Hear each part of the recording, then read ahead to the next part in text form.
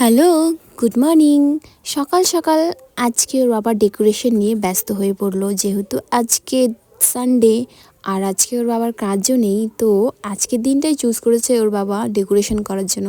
প্রথমত ডিসাইড করেছিলাম এবার আর জিনিসপত্র লাগাবো না, লাইটিং টাইটিং লাগাবো না, কারণ বাড়িটা এত ছড়ানো বড়ানো হয়ে রয়েছে, মন আর চাচ্ছিল না এই ছড়ানো বড়ানোর মধ্যে ডেকোরেশনগুলো করি গাইস, তবুও করতে হচ্ছে। ওটা ওইভাবে না তো,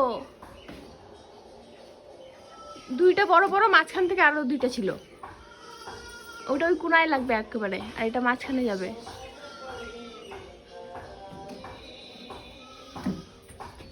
কারণ বাড়ির মিস্ত্রিদের কাজ এখনও শেষ হয়নি, এর জন্য জিনিসপত্র এদিক ওদিক পড়ে রয়েছে। এর মধ্যে বাড়িঘর সাজাতে কি মন চায়, কিন্তু ওর বাবা ভাবলো যেহেতু আরাধ্যা একটা ছোট বাচ্চা বাড়িতে আছে, তো সাজাতে তো হবে, কারণ ওরও তো ভাল লাগার ব্যাপার আছে না।